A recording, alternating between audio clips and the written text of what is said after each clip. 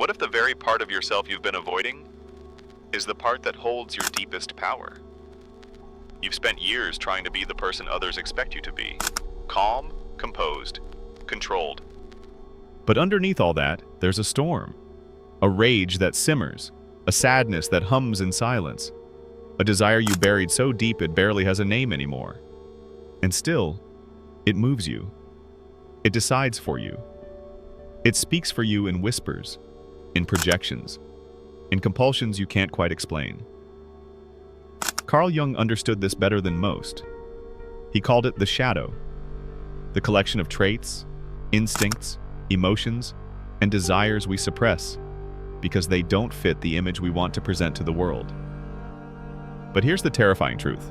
What you repress doesn't die. It waits. And eventually, it dominates. The key question is this: how long will you let it? Carl Jung's theory of the shadow is one of the most profound psychological insights of the 20th century. He believed the human psyche was not a singular, cohesive unit, but a mosaic of competing forces.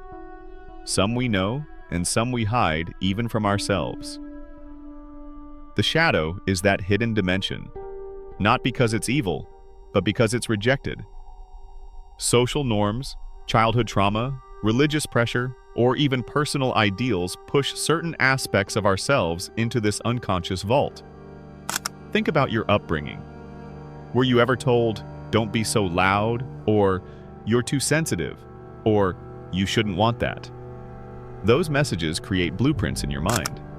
They teach you what is acceptable and what must be denied. That denied part becomes shadow.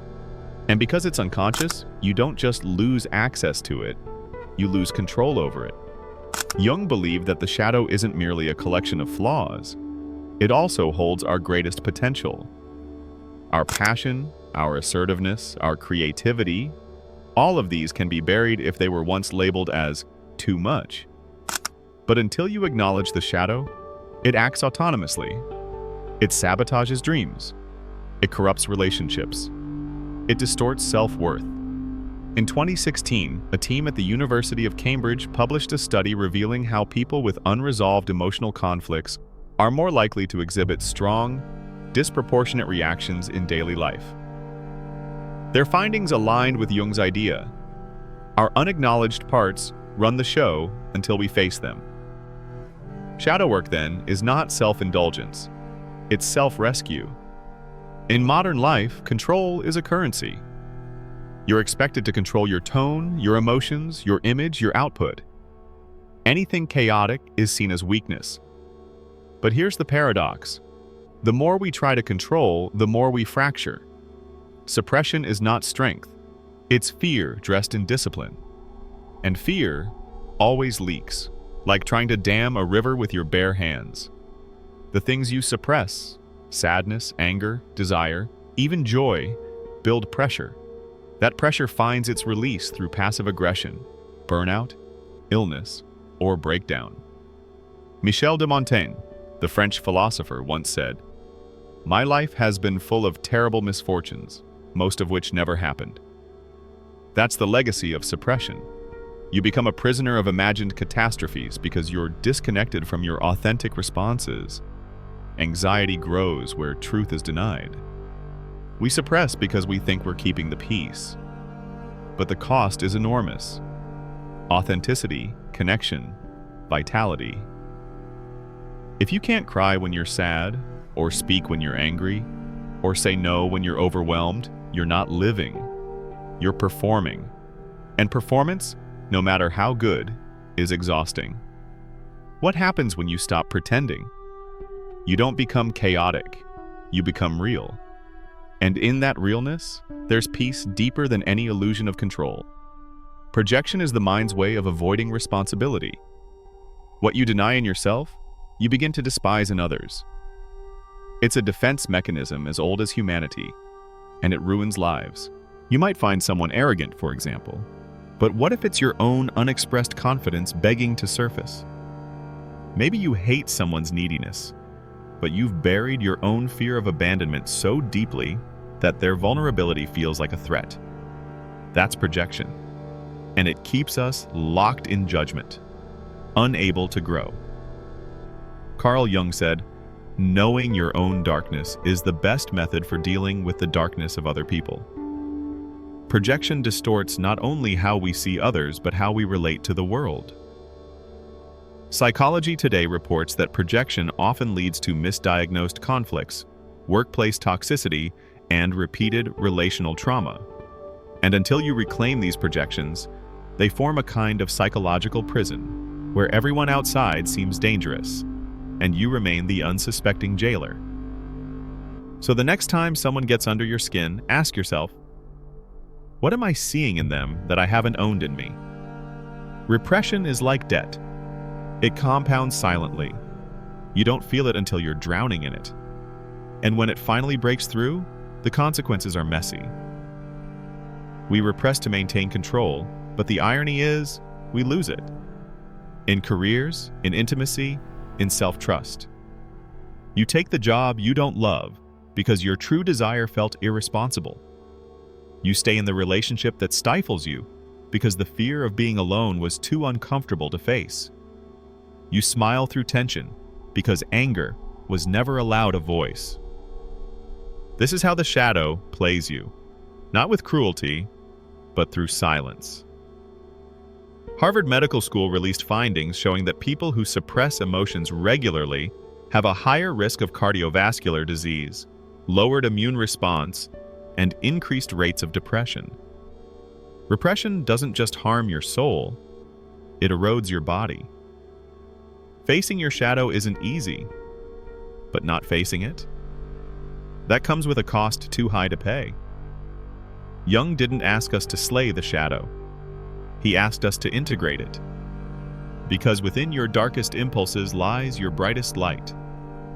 This process, called individuation, is the journey of becoming whole. And it begins with brutal honesty. What triggers you? What repulses you? What dreams have you talked yourself out of? Begin with awareness. Journal your dreams. Write down your emotional reactions. When do you feel disproportionately angry, envious, or ashamed? These reactions point to unmet needs, unspoken truths, or forgotten parts of yourself. Stanford University researchers found that expressive journaling rewires emotional pathways in the brain. It's not just reflection, it's transformation. The pen becomes a scalpel, separating truth from illusion. Talk to your shadow. Literally. Ask it. What are you protecting me from? What are you trying to say? You'd be surprised how clearly it answers when you stop trying to silence it. The shadow isn't just where pain lives, it's where power sleeps. Every act of brilliance in history came from someone who touched their shadow. Artists, poets, leaders. They walked into their chaos and came out with creation. Think of it, Van Gogh's madness, Frida Kahlo's pain, James Baldwin's fury. They didn't run from darkness. They painted with it. Joseph Campbell called it the hero's journey: descent, confrontation, transformation. This is not just myth. It's a psychological roadmap. When you stop repressing, you start expressing. Reclaimed anger becomes purpose. Reclaimed grief becomes compassion. Reclaimed fear becomes courage. The shadow doesn't weaken you. It equips you. You don't have to be an artist to create. Your life is your canvas, and the colors you refuse to use before, they're waiting for you. Relationships are where the shadow is most visible and most painful. We lash out at those closest to us, not because we hate them, but because we see in them the parts of ourselves we haven't healed. Partners, friends, even children become screens for our projections. You find yourself drawn to emotionally unavailable people because your own heart feels unsafe. You repeat patterns because the wound is still open. You sabotage intimacy because part of you believes you're unworthy of love. Therapist Esther Perel emphasizes, relationships don't fail because of a lack of love, but because of a lack of self-awareness. If you don't know your shadow, you can't love with integrity. Want better relationships? Start with the relationship you have with the darkest parts of yourself. You are not just your light, you are also your shadow. What you repress controls you. What you accept transforms you. This is the choice we all face: to continue hiding from the truth within, or to face it and become whole. Carl Jung wrote, "I would rather be whole than good." That is the path to inner peace, not perfection, wholeness. So if this message resonated with you, like this video, subscribe to the channel, share your thoughts in the comments, and when you're ready to go deeper, watch the next video. It might just change how you see yourself. Your shadow isn't the enemy, it's your unlived life, and it's time to live it.